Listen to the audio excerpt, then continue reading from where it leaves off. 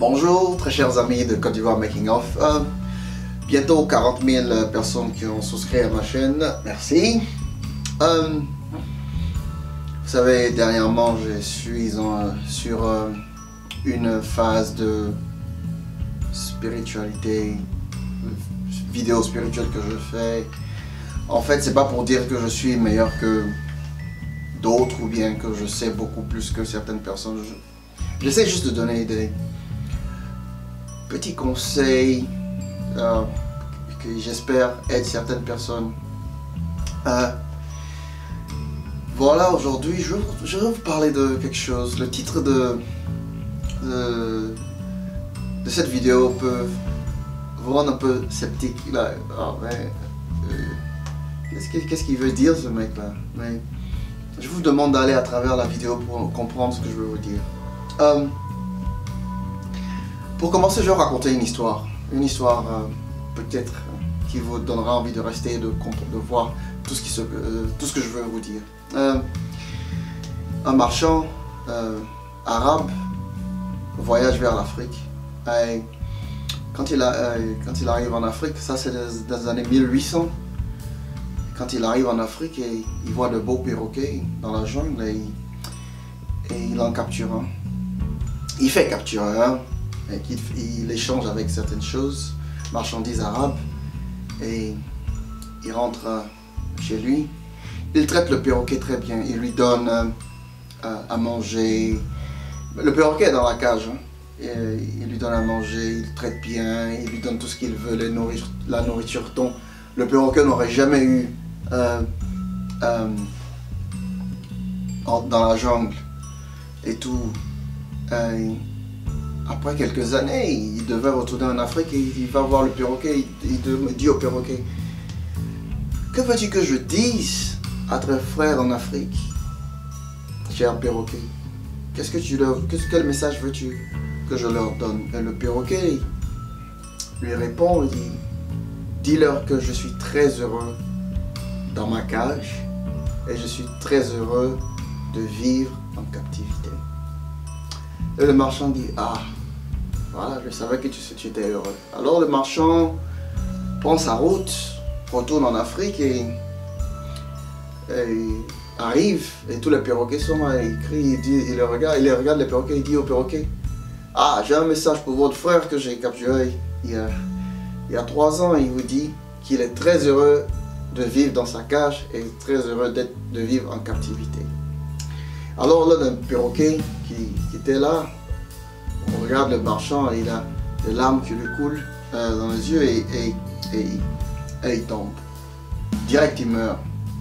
Le marchand regarde le perroquet qui meurt et il s'est dit: oh mon Dieu, il a dû avoir un lien très fort avec l'autre perroquet pour mourir juste parce que ce que je lui ai dit, tu vois, non?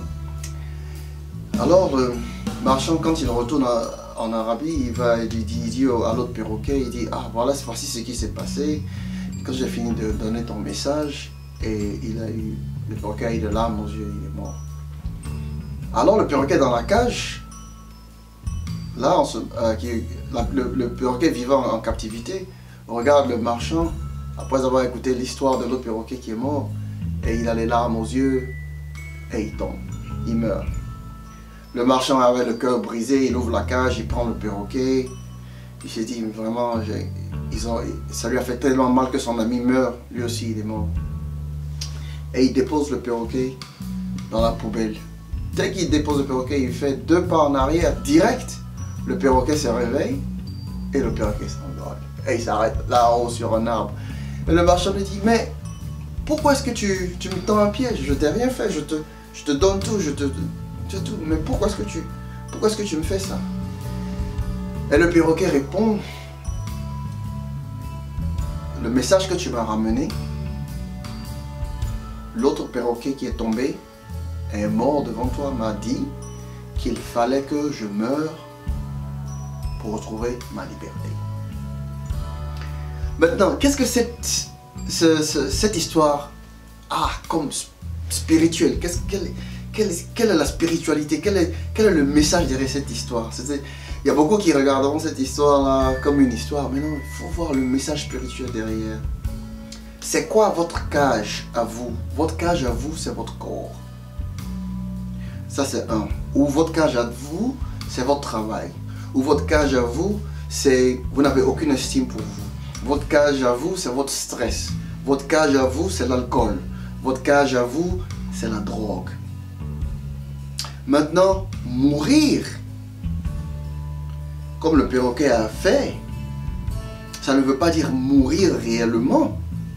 Ça veut dire se détacher de ce qui vous met dans cette position que vous n'aimez pas. Si c'est la drogue, il va falloir apprendre à se détacher de la drogue. Parce que le perroquet s'est détaché de la vie pour être libre. Qu'est-ce qui vous tient en cage quand vous utilisez cette drogue? Qu'est-ce qui vous tient en cage pour utiliser l'alcool? Qu'est-ce qui vous tient en cage pour rester dans le boulot que vous n'aimez pas? C'est la sécurité. Vous vous sentez en sécurité. Vous ne voulez pas aller en aventure. Vous ne voulez pas explorer. Donc, vivre comme ça dans votre cage fait que vous vivez à moitié. Comme je l'ai dit auparavant, là où vous irez et que vous trouverez les plus grands savants, là où vous irez et vous trouverez les plus grosses inventions du monde, là où vous irez et que vous trouverez les gens les plus intelligents du monde, devinez où? Ces gens-là sont au cimetière. Pourquoi ces gens-là sont au cimetière? Parce que ces gens-là n'ont pas eu le courage d'écrire le livre qu'ils avaient toujours envie d'écrire. Et ils sont morts avec leurs idées. Toutes les inventions, peut-être qu'on aurait déjà eu une voiture volante. Mais quelqu'un est mort avec cette invention-là dans la tête parce qu'il n'a pas eu le courage de créer ça. Parce qu'il a vécu dans sa cage. Vous qui me regardez aujourd'hui, dans quelle cage est-ce que vous vivez? Dans quelle cage mentale, spirituelle est-ce que vous vivez? Aimez-vous le travail que vous faites? Aimez-vous la vie dans laquelle vous êtes en ce moment? Aimez-vous le mariage dans lequel vous êtes? Aimez-vous la vie que vous menez en ce moment? Est-ce que la satisfaction de la vie que vous avez en ce moment est ce que vous voulez? Je ne vous parle pas d'être riche. Je vous parle d'être en paix avec vous-même. Je ne vous parle pas d'avoir des voitures, des millions. Vous pouvez accumuler les millions que vous voulez, mais vous n'aurez pas la paix. Vous pouvez prendre l'exemple sur le président Alassane Ouattara. Il n'a aucune paix. Il s'est toujours battu pour devenir président. Mais aujourd'hui, je vous jure que si vous le demandez, peut-être qu'il veut laisser ça, mais qu'il ne peut pas. Vous savez, la vie n'est pas faite d'accumulation. Si vous prenez votre temps à accumuler toutes ces choses-là, apprenez à vous détacher de tout ce que vous avez accumulé à partir depuis. Et commencez à faire confiance à qui vous êtes. Mourir aussi, c'est très important spirituellement. Mourir avant de mourir. Le plus gros message de la journée que je veux vous donner. Mourir avant de mourir. Pourquoi? Parce que si vous sortez aujourd'hui et que vous regardez dans votre jardin, ou bien quand vous mettez le pied sur terre, ne vous chaussez pas et puis mettez vos pieds à terre et puis dites-vous là en ce moment que là, le sable que vous voyez là était un philosophe, était une fille, était un homme, était un arbre, était quelque chose. Mais aujourd'hui, retournez en poussière. Et c'est aussi votre destin. Maintenant, au lieu d'avoir peur de cette destinée-là, et c'est le moment d'utiliser cette destinée-là comme un atout pour devenir ce que vous voulez. Qu'est-ce que je veux dire? Acceptez que vous êtes un être mortel. Mais en même temps, acceptez que c'est le corps qui meurt, mais l'esprit vit.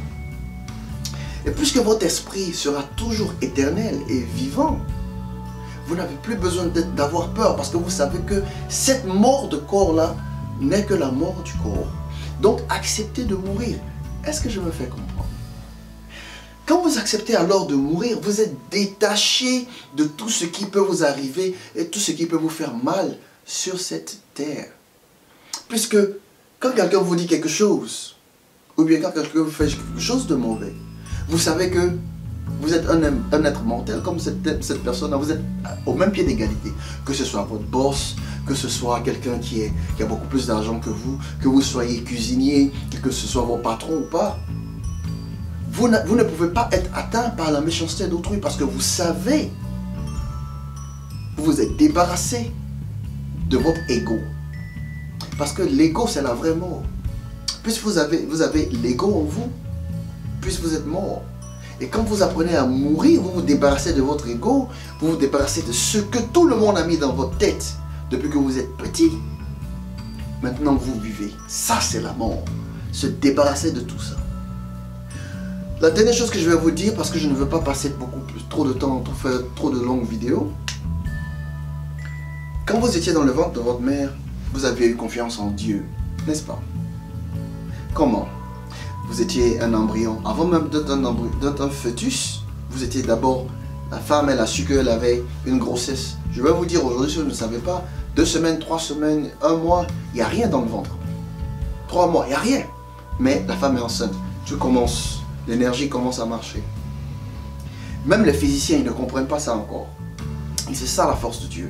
Maintenant, je vais vous dire un truc. Quand cela se passe et que vous commencez à vous former, devenir un humain, vous faites confiance à quoi? À Dieu, n'est-ce pas? La femme qui est en grossesse, elle fait confiance à Dieu parce qu'elle se dit que la nature va faire que mon enfant sera bien portant. 99,9% des chances, l'enfant sort bien. Il a des bras, des doigts, des pieds, des cheveux, il a un bon cerveau et il a tout. Je vais vous poser une question. Est-ce que le docteur a quelque chose à avoir dans la progression de la grossesse? Non. Si l'enfant a un chromosome qui manque, qu'est-ce que le docteur peut faire? Rien. Maintenant, quelle est la force qui s'occupe de l'enfant dans le ventre de la mère? C'est vrai que la mère a besoin de manger et de s'occuper d'elle-même, parce qu'elle enveloppe l'enfant. Oui, c'est vrai. Mais à l'intérieur, tout ce qui se passe de magique, vous avez fait confiance à Dieu pour que cela arrive. Et pourquoi, quand vous êtes né, quand vous avez 5 ans, vous commencez à dire « Dieu, merci pour ce que tu as fait, je suis né, je n'ai plus besoin de toi, maintenant je veux tout prendre en charge. » Non. Toute votre vie, Dieu la prend en charge. Donc ne vous stressez pas, n'ayez plus de stress. Laissez les choses aller dans votre vie. Mourez. Mourez aujourd'hui. Si vous apprenez à mourir, vous serez libre et vous aurez la vie. Merci de regarder ma vidéo. Merci de souscrire. À la prochaine inspiration. Je suis Adams et je fais du positif. Bye.